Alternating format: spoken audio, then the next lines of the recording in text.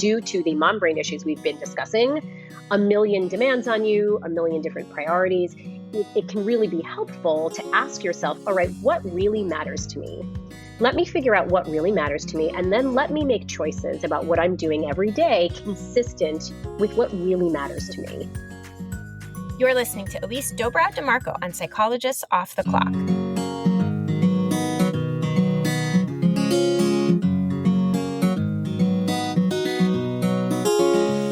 We are 4 clinical psychologists here to bring you cutting-edge and science-based ideas from psychology to help you flourish in your relationships, work, and health.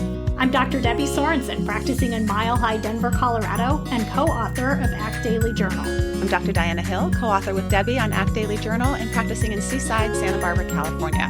From coast to coast, I'm Dr. Yael Schoenbrunn, a Boston-based clinical psychologist and assistant professor at Brown University. And from sunny San Diego, I'm Dr. Jill Stoddard, author of Be Mighty and the Big Book of Act Metaphors. We hope you take what you learn here to build a rich and meaningful life. Thank you for listening to Psychologists Off the Clock. I am here with Katie Rothfelder, who is our dissemination coordinator. And we thought we'd bring her on because we talk a lot about Praxis, how Praxis sponsors this podcast. They offer online continuing education for professionals, everything from DBT to ACT training to compassion-focused therapy. And Katie's had some personal experience with Praxis that I think would be helpful for you to all learn about.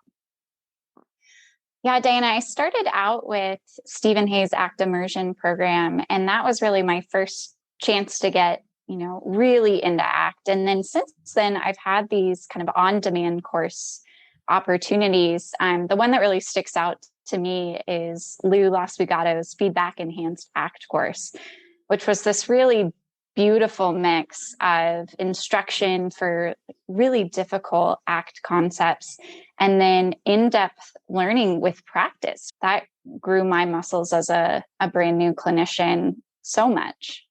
So if you are interested in taking a Praxis course, go ahead and go to our website, offtheclockpsych.com, and we have a discount code for you for some of the live courses. Check them out, Praxis Continuing Education.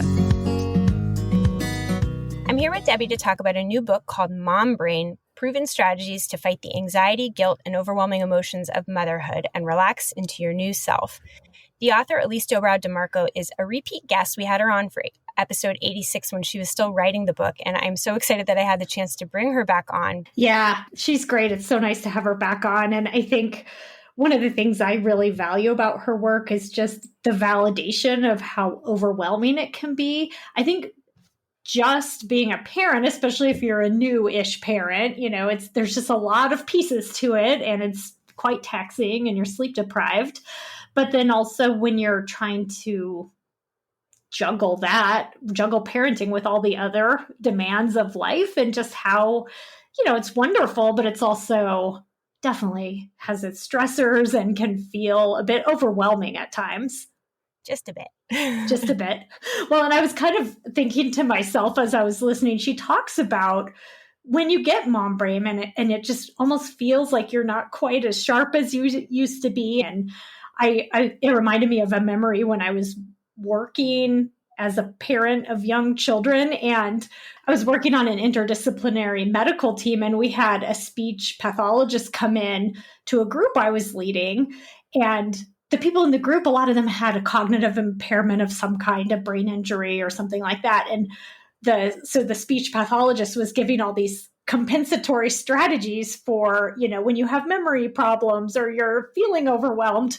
And I think of all the people in the group, I was the one there like taking notes. And I was kind of like, yes, you have to have a system to stay organized and kind of like write things down so that you don't forget, because you can't really rely on your memory. And I think it was really an indicator of how I was just so taxed and overwhelmed that I felt like I needed it as much as anybody, because there's just so many pieces to keep track of and it does feel difficult. Yeah. And I love what Ilyse does in this book and in her work more generally, is she takes different evidence-backed interventions and strategies from all over psychology, but bringing them in and translating them to be really applied and useful in this time of life when things are just really overwhelming. Yeah. And one of the things that struck me as I was listening is it's helped me connect the dots with a book I'm reading right now that we're going to have to talk about again on the podcast another time. It's called 4,000 Weeks, Time Management for Mortals. It's by Oliver Burkeman. And I love this book. If you're looking for a time management book that really cuts to the heart of the matter, this is it. Because what he writes about in this book is how time really is a limited resource. And I think sometimes we feel like self-critical when we can't do everything under the sun. Like maybe we're lazy, maybe we're not efficient enough. But the truth is no, right? And what's going on is that you're trying to do something that's impossible. Like you're trying to do too much.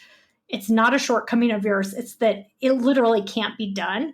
And part of what Ilyse talks about in the interview that's also in this book is like, you have to make some hard decisions, right? You have to hone in on what's really important. What are your priorities and what can go? That's very difficult to do. Yeah. And so I think you're getting to one of the themes that threads throughout her book, which is the importance of clarifying your values. What is important to you in the time and space that you're living through? And what I thought, Debbie, might be kind of fun to leave listeners with is some exercises that you and I use in the therapy room, and I'm guessing also for ourselves, in clarifying values. Because when you're feeling overwhelmed and figuring out how to prioritize, it can start with figuring out like, what is the most important thing that you want to stand for? Yeah, we have talked a lot about values on this podcast, and I have an episode that I did a while back, episode 116 with Dr. Jenna Lejeune, and we had a whole conversation about what values are and how to contact your values. What do you do, Yael, in your work related to values? So I do an exercise where I have people kind of make contact with their future self. I say, 30 years out, when you look back on this time, on this tough phase that you've been going through, what do you want to have stood for as a parent? And you could sort of ask that question as it relates to any domain of life, but in the parenting realm, that is really helpful to kind of specify, like in the domain of parenting, what will I feel proud of having stood for during this period? Another way that I sometimes ask it is, if your kids were watching you, what do you think they would be proud of you having stood for, even as you're struggling? And if the kids are young, what do you want them to know when they grow up about how you handled this difficult moment? So in all of these ways, it's sort of a variation of what is traditionally an acceptance and commitment therapy eulogy exercise, which kind of gets you outside of the current moment and gives you a little bit of perspective so that you can really think more broadly about what are the kinds of things that feel important to you as you endure a rough patch of life. How about you, Debbie? What kinds of things do you do? Well, those are great exercises. So I do similar perspective taking exercises and those sort of existential types of exercises too. I also sometimes have my clients do some writing about their values, and we can link to on the show notes today, a couple of handouts that have some values-based writing. I like the bullseye, which is a pretty common ACT one. So we can link to that for anyone who wants to check that out. There's something I got from Jenna Lejeune, though. I don't think she talked about it on our podcast, but I've heard her speak about this and write about this in other areas, is this idea of, there's a metaphor of truffle hunting. You know how truffle pigs or truffle dogs will go around and try to sniff them out? One thing I do is I just try to sniff out the values when I find them. So if someone has this real sense of vitality in their life or in a session with me, or even some bittersweetness or some pain or something, I think there's this quality that shows up when people are either really deeply connected to something that they care about or deeply disconnected from it. If there's longing, if there's regret, if there's shame. And so I think that's one thing I do is I'm just always attuned to it. And sometimes it's like, hold on, let's check this out. What does this indicate about what's important to you? And I think I try to do that in my life as well, like to notice moments when I really feel either attuned with my values or like way out of whack with my values. And then that always just helps me bring my actions more in line with the kind of person I want to be. Yeah. Oh gosh, I love that exercise, the truffle hunting. I have to use that. Props to Jenna Lejeune for that one. That's a great metaphor. I hope that you enjoy this episode and get a lot out of the many on-the-ground strategies that Ilyse offers. Ilyse DiMarco is a clinical psychologist specializing in evidence-based practices for the treatment of anxiety and related conditions and in treating parents overwhelmed by the stressors of parenthood. Her writing has appeared in the Washington Post, Parents.com, Motherwell, among many others, including her own blog, drcbtmom.com. Her new book, Mom Brain, Proven Strategies to Fight the Anxiety, Guilt, and Overwhelming Emotions of Motherhood and Relax into Your New Self, offers evidence-based strategies to journey through motherhood. Welcome, Ilyse. Thank you so much for having me, Yael. I'm excited to have you back. So we've had Ilyse on previously in 2019. It was episode 86 while you were still working on the book. And at that time, it was pre-pandemic. And we had the chance to kind of talk about evidence-based practices that you draw from, how to apply it to overwhelming circumstances outside of our control. I definitely recommend that folks check out that first episode. It's amazingly relevant to even life today, but the book actually does a really good job of addressing more present circumstances. Yeah, I mean, it's needless to say, the landscape has become a lot more stressful for moms post-COVID. So all of the anxiety, stress, et cetera, management strategies in the book, I think, apply very well to our current circumstance. So I'm hoping today that we can cover additional broad ideas that we'll try to not be too redundant with our first episode. Some broad ideas for coping with parenthood and motherhood, and also get into the weeds of some of the on-the-ground strategies that you talk about in the book. But I wanted to kind of start with some of the aims of the book, and to ask you this kind of pointed question, which is why a book that focuses exclusively on moms, not on dads or parents more generally? So this was a discussion that I had very early on, interestingly, with my sister-in-law, who happens to work in children's publishing. So she kind of like was the first person I talked to about what does it mean to write a book and what is writing a book? And I remember talking to her at length, and then later talking to, as I was preparing the book proposal, talking to the folks at Guilford, my publishing company, as well, about moms versus all parents. And there were a couple reasons why I focused on moms. The first reason was that it was very important to me that I include my own personal stories and experiences in the book. I knew, from an early stage that part of what I wanted to do was share my anecdotes as I was also sharing, clinical vignettes. And all I had to draw from was my own experiences as a mom. So I felt like I couldn't necessarily speak to what it feels like to be a dad, right? Which is not to say that it's not similar to being a mom in many ways, but I didn't feel like I can't share my husband's stories, right?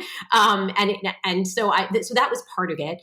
I think part of it was also just trying to figure out, all right, how do we make this so it's not so general, right? Because when you get into like, here's a book to help all parents manage all of their stresses, like that is a huge undertaking. So again, I and like my publishing company later, we're talking about like, how do we make this a little more targeted and a little more specific? And like I said, between wanting to include my own stories, as well as wanting to be more specific, that's kind of how we landed on let's focus on the maternal experience, and even let's focus on the maternal experience for mothers of kids ages 0 to 5. I'll say that the strategies in the book are evergreen. You can use them, whether you're a mom or a dad, you can use them at any stage in your kid's development.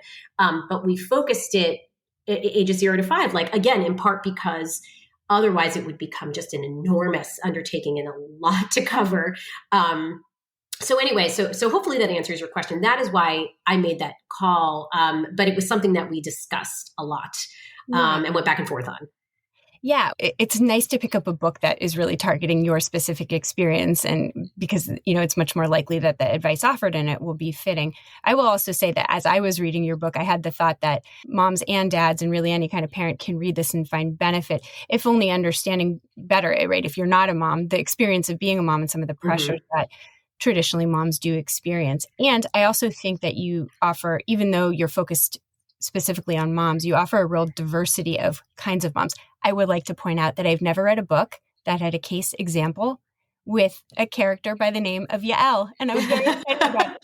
Very Yes. diverse. No, but it's far more diverse than just Yael. But yeah, no. And I'm trying to remember, Yael, did I put that in or did the publisher put that in? And I can't recall. And so I'd love to take credit for it, but I'm not sure if it was me or not. But, I'll take credit for it. But there is something about reading stories. You have same-sex couples, couples from different backgrounds. Like, it's clear that you tried hard to help people to see themselves in the book. And just that experience of like, I've never seen somebody called Yael in a book written for Americans. Yay, good. Yeah. So I guess the other related question that I wanted to ask about sort of how you decided to target the book. I mean, we're clinical psychologists, but one of the things that I get a lot of pushback on when I write about, working parenthood, the psychology of working parenthood is, why are you talking about what is the responsibility of the individual rather than targeting change at the societal infrastructure level? And I'm curious how you respond to that kind of criticism. So I address, particularly in the work-life section of the book, straight away that we need societal changes. We need large-scale societal changes in the way we think about women in work, men in work, paid leave, paternity leave, maternity leave. CBT strategies are not going to solve those issues. What they will do is help you in your own individual home as you are navigating life.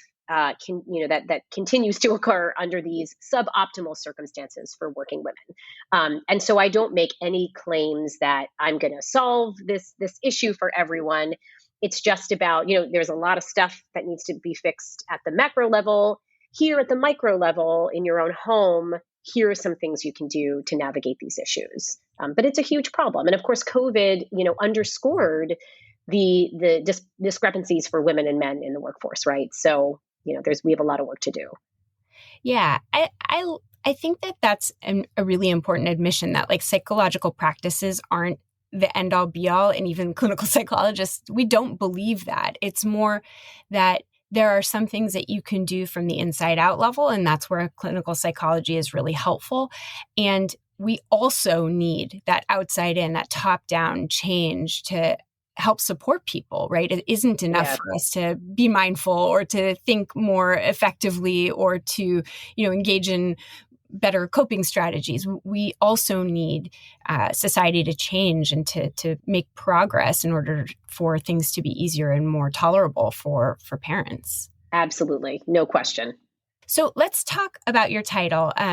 Mom brain is sort of this common term. And so I think, you do a great job of defining it in your book. And I wonder if you can kind of share how you think about this term mom brain. Sure. So I kind of have two answers to that. I can talk a little bit about the science of mom brain, and then I'll talk about why I picked it as the title of the book. So one of the more ridiculous things is that the maternal brain has not been studied very much and has only really been studied more recently, which to me is crazy when you consider all of the changes that women undergo. And by the way, not even just, women who become parents via pregnancy. These are moms who come to their children in other ways, and even dads. There's so much that happens in the brain during this transition. And so it's amazing it's not been studied that much. But recent studies have shown that there's actually structural and functional changes that the brain undergoes when we become mothers. Now, pop culture in the media or whatever would tell us that mom brain is a deficit, right? It's like you become a mom and all of a sudden you can't find your shoes and lose your cell phone all the time and forget everything. But actually mom brain, it turns out, is a real advantage because what these brain changes do is support caregiving, meaning basically that your kids rise to the top of your mental priority list, right? Your kids become top of mind. Your brain makes sure of that, which is actually great, right? It makes sure that you're caregiving appropriately. It makes sure you're focusing on your kids. But what that also might mean is that other things fall lower on the mental priority list or maybe fall off altogether, right? So maybe that's people's birthdays and where your phone is and that kind of stuff. But I really do try to stress that mom brain is not a bad thing. And this image of moms being like totally like brain fogged and addled and confused is really unfair and not true to what we know actually occurs with moms. Not that we don't forget things and not that we're not, cognitively a little foggy due to lack of sleep and other things, but it isn't the problematic condition that I think it's made out to be. In terms of why I chose it for the title of the book, full disclosure, one of my roommates from college came up with the title years ago. Becky Silber, thank you once again. I loved it, and I chose it because I just thought that it encapsulated all of the many things that happen when we become mothers, right? So we're talking about huge emotional upheavals. We're talking about major increases in anxiety. We're talking about identity changes in how you feel about work, relationship changes. So much is going on. And to me, Mom Brain kind of was a good shorthand to capture all of that. So that's why I picked it as the title of the book. Yeah. Well, I love that. So I love that you share the science of the brain as we become caregivers, that it isn't that our mental acuity goes down. It's just that the prioritization of where we put our mental resources changes, and that there's a lot of taxing things that we need to address. And so maybe where the shoes are is lower down the priority list than making sure that your child, isn't swallowing something dangerous. So Right. Your attention just shifts. But even though you point out that it isn't that our mental acuity goes down when we become parents, that there can be some reductions in how well we're able to focus and pay attention. And you offer some really useful tips. So I wonder if you could maybe leave our listeners with one or two tips for, if you are tired, if you are just feeling kind of overwhelmed, what are some ways that you can manage focus and attention in the meantime until things become more manageable for you? So I have a lot of thoughts on that. I think the first piece is just managing your expectations of yourself, which I think is huge, and really not expecting too much of yourself in those beginning days and weeks and months and frankly years of motherhood. Because I have a graphic in the beginning of the book. It's an illustration of like the contents of my brain pre having my first son and post, and like the pre has like it's like a pie chart with like 4 sections, and it's like work, extended family, husband, like recreation and leisure. And then of course the second one, post baby, it's like a million slices of the pie. And it's like, did I put the sunscreen on my kid? Like, what am I packing for lunch today? Like, why is there a Lego in my bag? Like all this kind of stuff. Right. And so to me, like that, it just sort of encapsulates what happens. And so first of all, again, I think there's an expectations issue where you have to expect that given all of the increased demands on your time, on your attention, on your energy, like you will not be able to do absolutely everything you want to do all the time, or do things perhaps in the way you did them pre-kids. So some of it is expectation management. And then I think what's helpful is some of the you'll recognize this, but like the sort of old school, like cognitive behavioral therapy, behavioral strategies for like time management and scheduling, which to me means things like every night before you go to bed, think through your schedule for the next day. And as you're doing that, have like an A list and a B list of like your to-dos. And the A list, and again, this is like old school CBT, right? The A list is like the stuff you must get done, whether related to work or your kids or your home. And the B list is like the stuff, it'd be great to get it done and you need to get it done, but like it doesn't have to be done tomorrow. And when you're thinking the night before about your schedule for the next day, look at your schedule and make sure that the A list stuff is fit in there somewhere, right? So you're going to get that done. And say, all right, I got this B list here. If I happen to have some found time tomorrow, great, I'll get to X.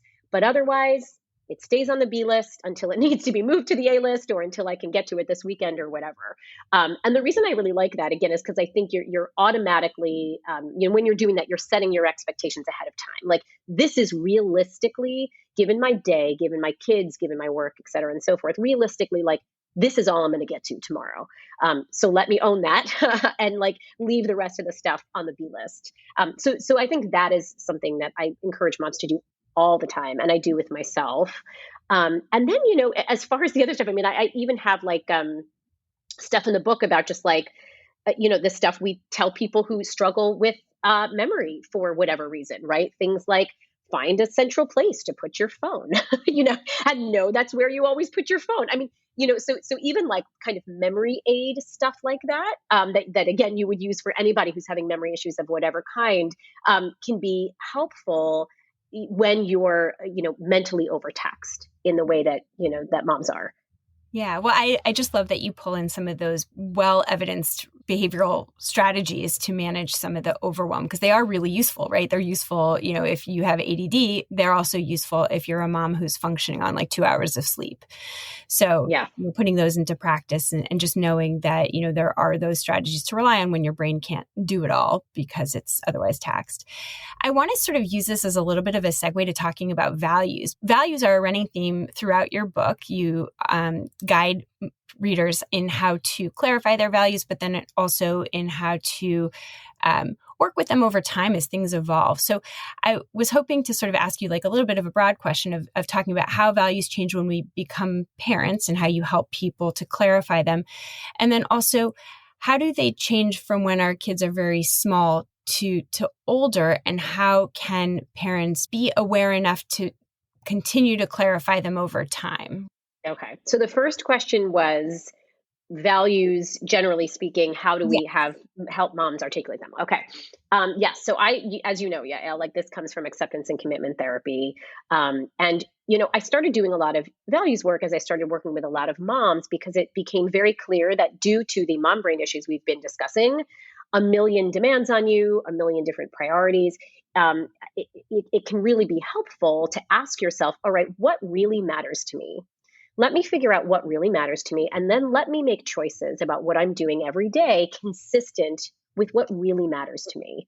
And I got particularly interested in values work around sort of identity, maternal identity issues, which I talk about. I devote a chapter 2 in the book. This happened to me, and it happened to so many of my patients, where like I became a mother, and all of a sudden, like all I felt like was mom. And all of the things that I had done prior to being a mom that really made me feel like myself. And in my case, that was like socializing with friends and like singing and like other stuff.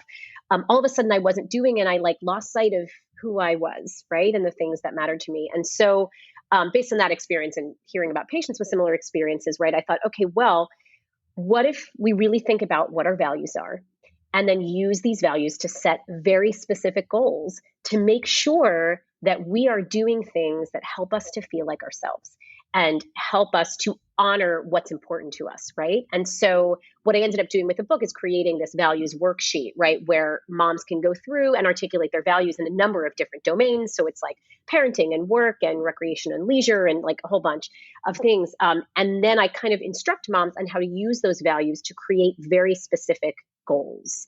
And what I have found in my own life and with my patients as well is that when you set value-specific goals, you start to feel like yourself again, because you are honoring those things that are most important to you. So I'll use kind of like a classic example, because I've had a lot of patients in this situation.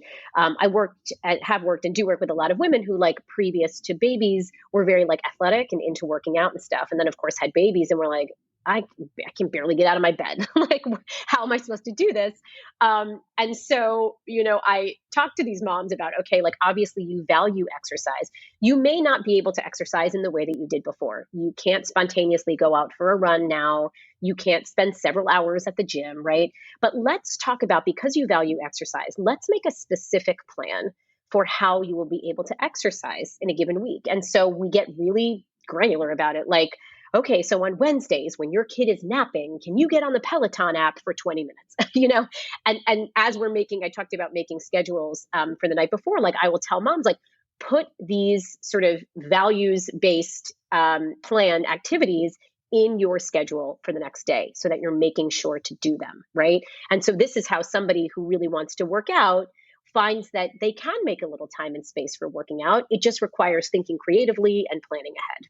I'll just to sort of emphasize this point, because I think it's such a good one, which is that, clarifying your values. Sometimes the values change and sometimes they don't. And sometimes even realizing that that's a core part of who you are, who you want to represent, but how it manifests might have to change. In other words, like the actions associated with that value might have to be modified in creative ways to fit them in realistically is an important piece. So, figuring out, like, is that still an important part of who I am? And then given the constraints of life or just like the different way that life looks and feels, how do I fit that in so that I can show up as my whole self, even though, my pie looks very different, is a really important part of what you do. For sure. And to answer the second part of the question, right, which you was talking about kind of like how values change. And I write about this in the book, how it's really important to remember that what you value when your kids are small can really shift. And I can speak to my own personal experience in this in terms of work values, where when my kids were very little, I did not value my work as much, honestly. I kind of did the bare minimum. And I was not particularly ambitious at that time. And, succeeding in work and, I wasn't writing at that time. Was just not something I valued. And then, of course, as my kids got older and started to be in sort of fuller day school and all of that, I started to feel like, wow, I actually want to re-engage more with my career, right? And that was a very deliberate choice that I made. And I think it all just boils down to, and it's funny, it's not even just about values. I think generally speaking, it really helps like every 6 months to just sort of take stock of your values and also like kind of just what your day-to-day is looking like, because there's so many changes that can happen just within 6 months, right? As your kids are getting older, things change, circumstances change. And so it really is important, I think, just to like every 6 months. And you know what? I've said this to patients before. I'm like, I don't know, maybe you do it like at the new year and then like mid-year, but basically taking stock, twice a year. And more if you can, but if you can't, like that's an easy thing to remember, like twice a year, just kind of take stock and ask yourself like, okay, do I feel like I'm living life according to my values right now? Do I feel like I'm working on values-based goals? And if you feel like you've kind of fallen off of that or your values have changed, it's a really good time to just re-engage. And as I say in the book, I'm like, you could fill out this values worksheet every 6 months and have different answers. And I've had patients do that all the time. Like, so we'll do values work and we'll go on, with whatever. And then like 6 months, 8 months later, we'll talk about doing values work again because maybe they've gone back to work in the interim. Maybe their kids have gotten older and have kind of passed to a different developmental stage. Like, so I think it's important to not get stuck in, a single way of doing things and assume that it's always going to be that way, right? Because so much change happens to you, to your kids, to the outside environment. Obviously, COVID taught us that. Things can change very dramatically, very quickly. So it's important to always reevaluate. If you're looking for a great way to support us here at Psychologists Off the Clock and make your life easier and healthier, you should go to my new favorite online store, Thrive Market. Thrive Market carries all your grocery and household essentials with the convenience of getting everything online and then quickly shipped right to your door. And right now, you can get 30% off your first order plus a free $60 gift if you go to thrivemarket.com/POTC. I love that I can use specific filters to curate my shopping experience so I can find organic meats and low sugar snacks for my kids. Plus, when you join, they give to a family in need. How cool is that? So join in on the savings with Thrive Market today and get 30% off your first order plus a free $60 gift. Go to thrivemarket.com/POTC for 30% off plus a free $60 gift. That's THRIVE market.com/POTC. thrivemarket.com/POTC. I know I talk about my kids a lot, but I also have 2 adorable dogs, Tilly and Hazel. We love to spoil them, which is why we love Whole Life Pet. Whole Life Pet makes single ingredient treats, meal mixers, supplements, and hydrating snacks for both dogs and cats. And if you try out Whole Life Pet, you're surprising your pets with fun new flavors while also supporting Psychologists Off the Clock. Visit wholelifepet.com and use promo code POTC to get 25% off your first order with free shipping over $50. When I open the Tuscan Blend Bistro Bowl meal mixer to add to Tilly and Hazel's food, they start wildly sniffing and can't wait to dig in. The best part is Whole Life Pet uses a freeze-dried process that locks in nutrients and freshness, and they never add chemicals, additives, preservatives, or anything artificial. Visit wholelifepet.com and use promo code POTC to get 25% off your first order with free shipping over $50. If you're unsure about what to try, you can fill out their short questionnaire by clicking the red Start Today button on the home page. It will ask you a few questions and make custom product recommendations for your pets. Visit wholelifepet.com and use promo code POTC to get 25% off today. We've had a number of guests who want to offer you, our listeners, discounted access to some of their fantastic programs. So if you want to learn powerful practices for happiness, calm, and well-being, we have several offerings from Rick Hansen. If you want app-based behavior change, you can check out Judd Brewer's apps for anxiety, eating well, and smoking cessation. Or you can learn how to be a calmer parent with Mindful Mama mentor Hunter Clark Fields. So go to our website, offtheclockpsych.com, and visit our offers page, where you will find access to free courses and discount promo codes. The thing that I want to talk to in the value space is this piece of social comparison, because I think that sometimes how we engage in parenthood gets juxtaposed with how other people in our social circle are doing it. I had this recent experience where I went away with two of my best girlfriends from college who I just adore. And we've been friends for, well, a lot of years. I won't name the number, but it's a lot. But it was so interesting because, these are the kind of friends that we talk about silly, superficial things, but we really get into the deep nitty gritty. And for all of us, parenting is such an important part of who we are and how we want to show up in the world is as really committed, loving mothers. But it looks really different. And so as we were going through our weekend together, it was just really fascinating that we really value different things. And I think the idea that values can really differ between people and it's not right or wrong, it's just different, really helps me when, for example, and this was actually something you and I had talked about when you came on in 2019, when I sort of point out, like, I'm really not into hosting or attending parties. The birthday parties, yeah. Yeah. And for them, it really is. It's a way to engage in their social environment, to help their kids engage socially and learn those skills. And for me, it's not that social engagement is unimportant. It's just that's not the way that I want to do it, because parties and sort of larger social gatherings are not something I value very strongly. And it's just different. But I think it's sort of an important point that values can really differ between parents. But there's this social environment of mothering where judgment is such a part of it. And I think that can really creep in to clarify into the space where we're clarifying our values. So I'm wondering what kind of recommendations you give to mothers in that space to sort of unhook from, allowing the fears of judgment from others to dictate what we value. Yeah, social comparison is such a problem for moms and became, I think, even worse during the pandemic because we were all confined to social media, like pretty much exclusively for a while there. And so we're just really comparing ourselves to other, moms on social media. So I like that you mentioned values here, because I think that's a big, important part of dealing with comparison making is asking yourself, who is this person to whom I'm comparing myself? And do they share values with me? And I think it's a critical question, because if a person doesn't share your values, they're not a relevant point of comparison as far as I'm concerned. So like, for example, I talk about this often because it's sort of the classic example of this, but I will frequently have conversations with patients that go something like, oh my gosh, my neighbor just did like X, Y, and Z for her kids. And that was so amazing. And I'm so jealous and I'm a bad mom and blah, blah, blah, blah. And my next question will be, oh, can you tell me a little bit about your neighbor? What's she like? And honestly, like 9 times out of 10, my patient's like, oh, I can't stand her. She's terrible, and she'll go on this whole thing. I don't like her. I don't like her kids. I'm like, and so I'm like, okay, well, hang on then. If you don't respect her opinions, if you don't share her values, very clear, you guys have very different values around this.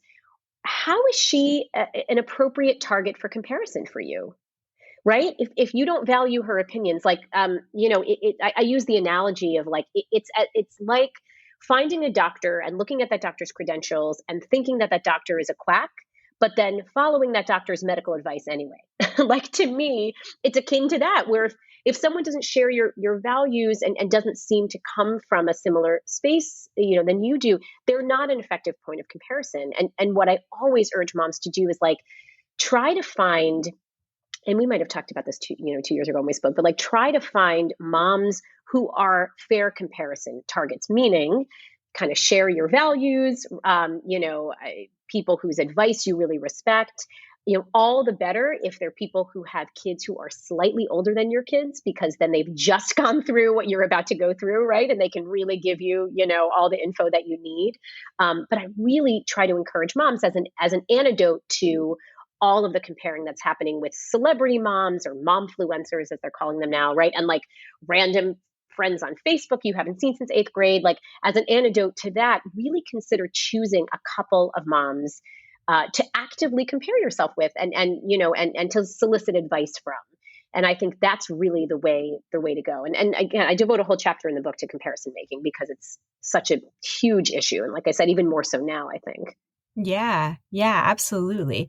And I think too that, just to sort of make this point, I think that you can, unhook from comparing yourself to moms, who you either don't respect or just don't agree with, but also moms that you really adore can have different values than you too. Yep. I mean, if my two friends and I are a good example of that, in some areas we really align. Like, we all really care about healthy food for our kids, but in some ways we really differ, like thank you cards and hosting birthday parties. And it's okay to have different values. I really like to just make the point that, there's no value, generally speaking, that's bad. They're just different. And we can't all value everything at the same time. That's just not possible in any world. You have to pick a few that are really priorities to you. And then by necessity, like the rest are going to be lower down the priority list. It just has to be that way. For sure. And I think it's a really good way, just in general, like I've talked with moms a lot about conflicts with other moms over issues with kids and stuff like that. And I think having the mindset of, it's not that she's right and I'm wrong or vice versa. It's just that we have different values and we're coming at this with our different value systems in place, right? It goes a long way to help moms kind of navigate through conflicts with other moms. Just that, that reminder that it's not about right and wrong. And it's, as you're saying, Yael, it's not about like the most important thing is to prioritize eating versus sleeping versus birthday parties versus whatever. It's just that different people are prioritizing different things. I mean, like you, I don't prioritize birthday parties. I don't prioritize craftiness. I'm like a disaster when it comes to like Pinterest and all that stuff, whereas I know, like my sister-in-law throws these like elaborate, amazing birthday parties that are super crafty. And I'm like, well, this is awesome, but like, this is never going to happen at my house. And neither of us is right or wrong, right? It's just a question of what we value and what we want to devote our time to. Yeah. And I bet music is a dominant theme in your house, given your love of musical theater. And my children and I, well, maybe they have talent, but it will never be nurtured because I don't have talent in the Yeah. Absolutely. Lots of singing in my house. Lots of singing for sure. Well, I'd want to come and listen at your house. You wouldn't want to. It's mostly Hamilton. It's mostly someone in my family singing Hamilton, which I think probably doesn't distinguish me from like every other house in America, but I love it. So I was actually going to move us to talking about anxiety next, but because we're talking about conflict, I actually want to turn the conversation to talking about partner relationships and your tips there, because I think they're so good. So what are your tips on conversations, right? Keeping in mind that, different people come at conversations and agendas with just really different perspectives. But for a lot of couples with really young kids, we get to the point where we're like literally ready to divorce our partner. And just to point out here, John Gottman, who's prominent marital researcher, recommends, divorce should not be approached in the first year that you have a baby because you're just so overwhelmed. It's hard to make really good, clear, well thought out decisions in general. But what are some of your tips for approaching that kind of conflict? Because if you have a partner and you're raising a family and you're so taxed, we do need some good tips in hand of how to navigate that close relationship.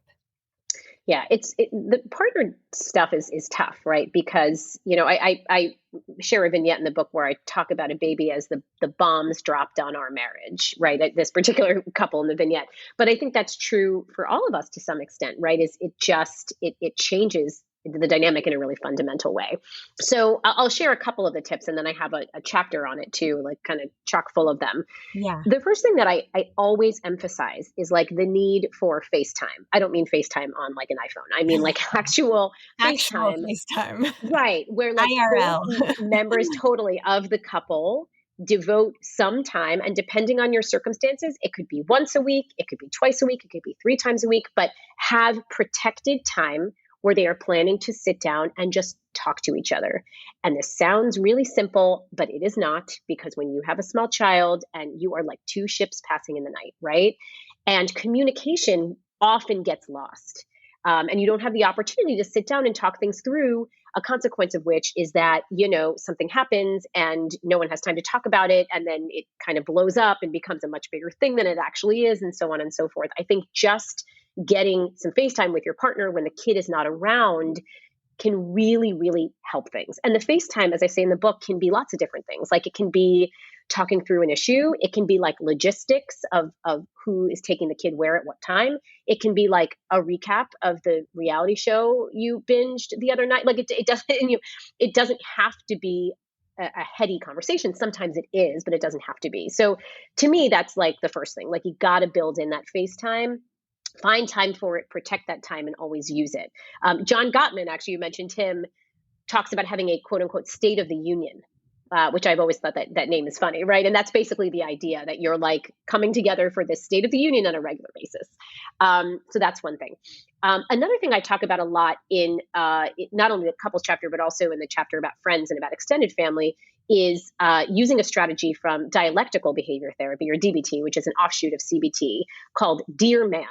And Dear Man is basically an assertiveness strategy and a way to ask for what you need in a really productive way. And I love it. I talk about it so much in the book.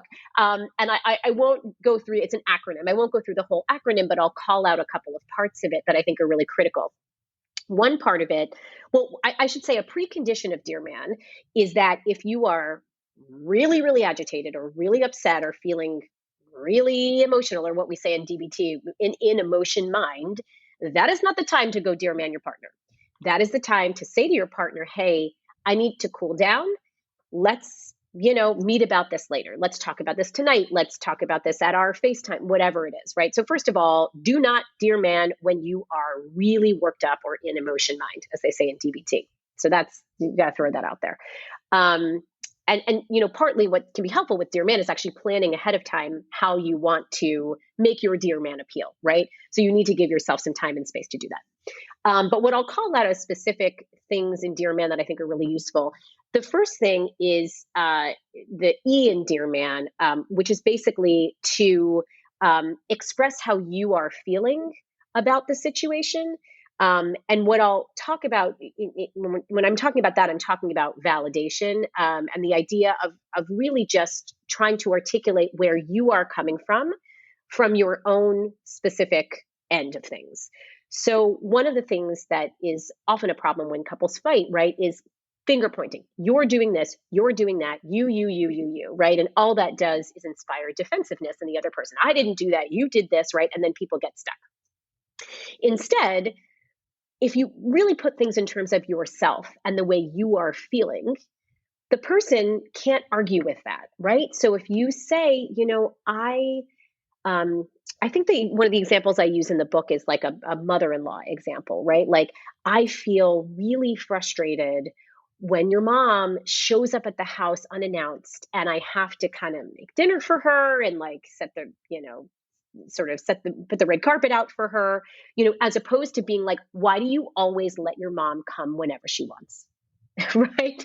Or another example I think that I use in the book too is like, oh my God, how could you let our daughter go on that inappropriate slide? What do you want to do? Kill her? As opposed to, I get really nervous when she's going on playground equipment that's meant for older kids because she's so rambunctious and I'm afraid she's going to hurt herself. Right? So putting it in terms of you and your feelings as opposed to the other person and what they're doing wrong can get you very, very far. And then another piece in Dear Man that's important is asking directly for what you need. This is also like a theme of the entire book, right? Not wishy-washy, not I need some more help, asking directly and assertively for what it is you need from the other person. And then the R part in Dear Man, reinforce, telling the other person how giving you what you need is going to benefit them. It's always a really good strategy, right? So like, for the mother-in-law thing, it could be like, if we make set times for your mom to come and visit, I will feel so much less stressed. Not having to wonder whether she's going to show up or not. And frankly, that's going to put me in a much better mood. And I think I'll be much more pleasant to live with, right? Like that's reinforcing, right? So if you give me what I want, like here's a benefit for you. I'm not going to go around, screaming and throwing things every time your mom leaves. So I'll call out just those pieces of Dear Man. It's a longer acronym that I'm sharing, but I think those are some of the highlights that are really important to keep in mind with arguing with your partner. Yeah, I think that's so effective. Debbie and I actually did an entire episode devoted to navigating relationships when you have young kids, and we'll put a link to that in the show notes because this is such an important domain, and it is so full of complexity. And your chapter gives like you have Dear Man, but you have a whole host of other really awesome strategies.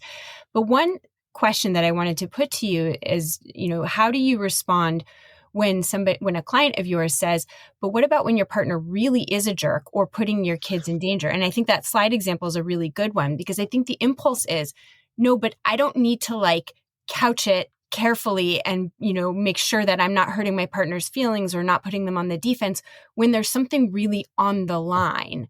Then I just need to sort of get in there as quickly as possible and put a stop to it. And so I have my own response in session, but I'm curious what your response is. Because that comes up a lot for people.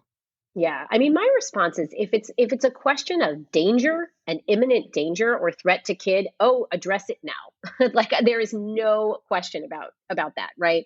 Absolutely. You never, if you feel like your partner is doing something like in the slide example, were you to see this happening and were it like a really dangerous, perilous slide, run over, rescue your kid, like put an end to that for sure.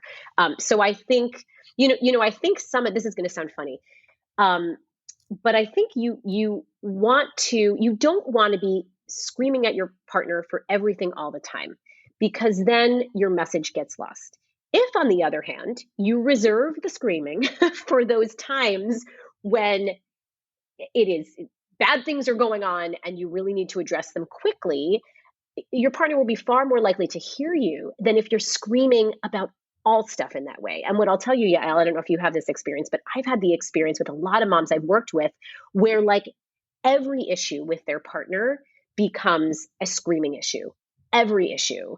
Why didn't you pack so-and-so in their lunch? Why did, and when that happens, the partner hears nothing of the content that you're saying and only hears, oh no, here she goes again, and you don't want that, right? You don't want your partner to tune you out. And so to me, I think it becomes, sometimes we all scream. Sometimes you scream. And sometimes there are situations in which, again, if it's a dangerous situation or if your partner's being a real jerk, like you want to let them know in the moment that that's happening, right? But again, you don't want to water down your message by always reacting in that way. So hopefully that answers your question. That's my take on it. Yeah, I think that's 100% right. And I think it kind of goes alongside a parenting tip, right? Which is that you don't want to be constantly nagging at your kids because then they tune you out, right? It's much more effective to give feedback if you pick your battles. And I think it really is a question of effectiveness, right? If something is really important and you need to say something, what's going to be the most effective strategy? Is it kind of jumping in, or is it, biding your time and picking your language and the moment where your partner is more open to hearing? And of course, the situation matters too, as you're saying. Like if there's something really imminently dangerous that's happening, you need to take action. But if it's something that's really bothersome and that you could see, over time, this could be a problem, then you might want to take a pause, think about that Dear Man strategy and approach it with the highest effectiveness that you can and not too often so that the message gets across. Yeah.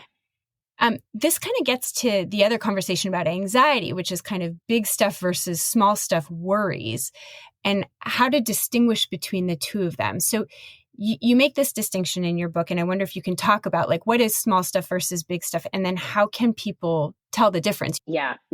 So I came up with that because there are so many strategies that we have in CBT for managing anxiety.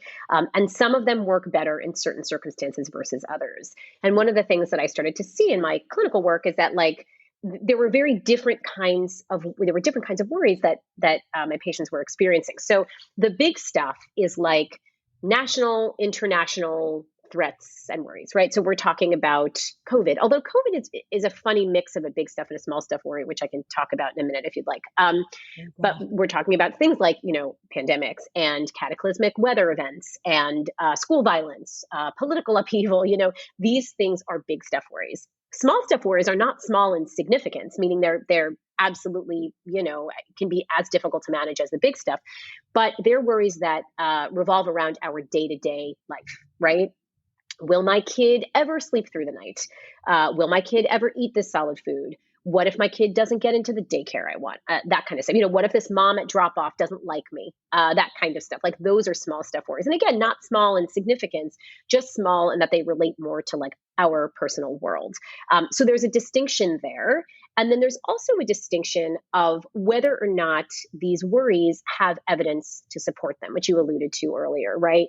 And it tends to be that the big stuff worries have ample evidence to support them, right? Like when COVID hit, yeah, it made sense to worry about our health, right? To me, it makes a lot of sense to worry about climate change. It makes a lot of sense to worry about violence and gun violence, right? These are worries that we have evidence for, right? And there are some, quote unquote, small stuff worries too that we have evidence for. So say there's someone in your family who is significantly ill, right? And it makes absolute sense that you are worried about this. There is evidence that they are significantly ill, right? So it's only small stuff in that it applies just to your world. But there is evidence for that, right? Now, there are other small stuff worries and even some big stuff worries too, depending on how you look at them, which is where COVID was an interesting mix of these two things, where there's not evidence to support them, where we're talking about what we would have called in CBT years ago, irrational fears. And these are worries that where there's not much evidence to support them. So for example, it might be, I don't know, a mom doesn't say hi to you at drop off and you're convinced that the mom hates you without any evidence to suggest that's true, right? And of course, many possible alternative explanations, like she was distracted, she was on her phone, she's having a bad day, whatever it is.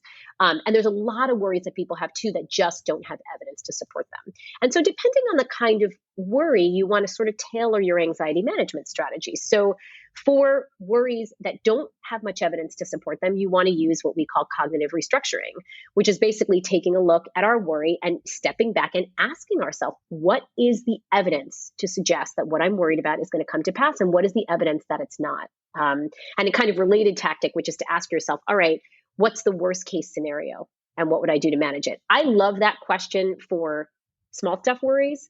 Not all of them, but the ones that relate to kids, issues with school and issues with friends and all that kind of stuff, to really ask yourself, all right, what is the worst thing that could happen here? And what would I do to manage it? Like, okay, so my kid doesn't get put in the daycare we want for them. Like, what is this going to mean for the rest of their lives? So just being able to ask yourself that can be helpful. So anyway, so that's the cognitive stuff.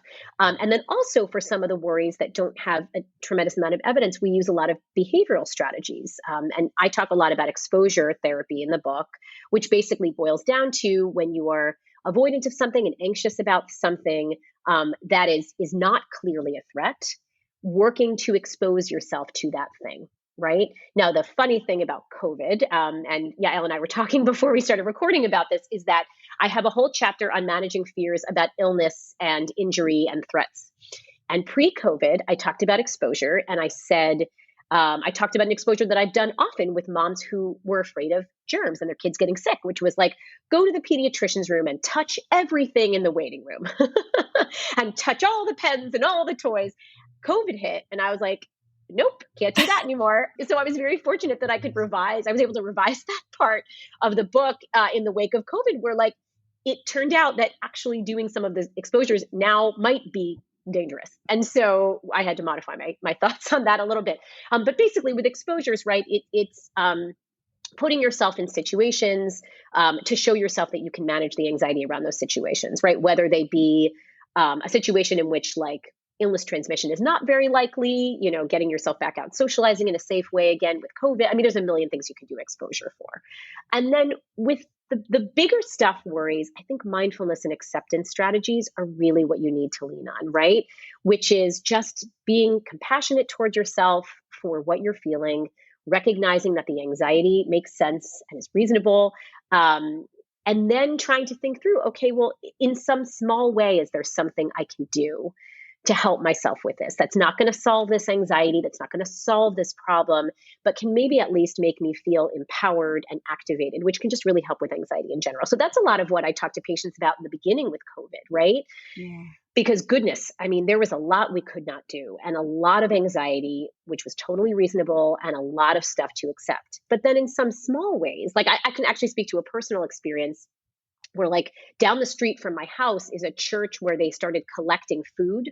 And it was like anytime you could drop off, there's like a little shed in the parking lot and you could drop off food at any time, day or night, for families in town in need during the pandemic.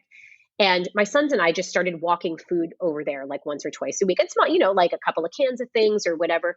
And that made a huge difference. Like, it was a small thing. And did it cure COVID? No. Did it alleviate my anxiety about my family getting COVID? No. But it helped me feel like I was doing something, and it helped me feel activated. And that helped. So again, with the big stuff, I think it's being, compassionate towards yourself and mindful of what you're feeling. And at the same time, trying to figure out, like, is there any way, and even in a small way, that I can make some change that will help me sit with this a little better? Yeah. Yeah. I love that balance of acceptance and then finding some kind of action that's value aligned that you can engage in to sort of help tolerate, and that both help tolerate anxiety. And I also think that the point that you can still approach things and do sort of some modified version of exposure and not allow your life to exclusively restrict when there's something like a pandemic going on is a really good point. And I love the psychological flexibility that you showed in your book of really, sort of modifying some of those strategies and suggestions in the wake of this pandemic. And I think that shows that, CBT and the related treatment approaches are really, they can be tailored to the circumstance. Yeah. And I think that's true in general, like with the book. I mean, CBT was not designed to help moms. It was designed for specific diagnoses. And I just found in my practice and starting to work with a lot of moms that it could be adapted really nicely to help moms with, all of the stuff that they were struggling with. Yeah. And Ilyse, I think we could probably chat for hours, but moms probably wouldn't have time for that. But folks really should check out the book. And I will say, and you say this in the introduction, like, it's written in a way that you can sort of dip in and out in a short span of time, because if you have young kids, you're not going to have a whole lot of reading time. But there's strategies in there to deal with perfectionism, taking care of yourself, even while you have young kids, coping with social media, fitting in friendship, how to break up with friends who are no longer serving you, which I thought was awesome.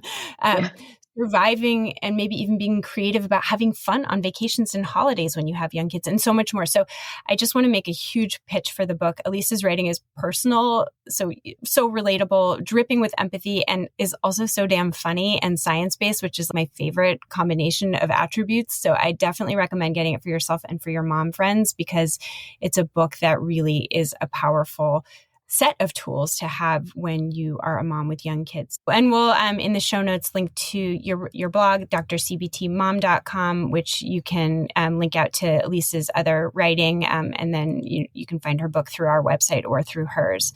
So thank you so much again. Thank you so much, Yael. It's such a pleasure, because you are my friend, in addition to a colleague that I really respect. So it's always wonderful to talk to you. Thank you for listening to Psychologists Off the Clock. If you enjoy our podcast, you can help us out by leaving a review or contributing on Patreon. You can find us wherever you get your podcasts, and you can connect with us on Facebook, Twitter, and Instagram. We'd like to thank our strategic consultant, Michael Harold, our dissemination coordinator, Katie Rothfelder, and our editorial coordinator, Melissa Miller. This podcast is for informational and entertainment purposes only and is not meant to be a substitute for mental health treatment. If you're having a mental health emergency, dial 911. If you're looking for mental health treatment, please visit the resources page of our webpage, offtheclockpsych.com.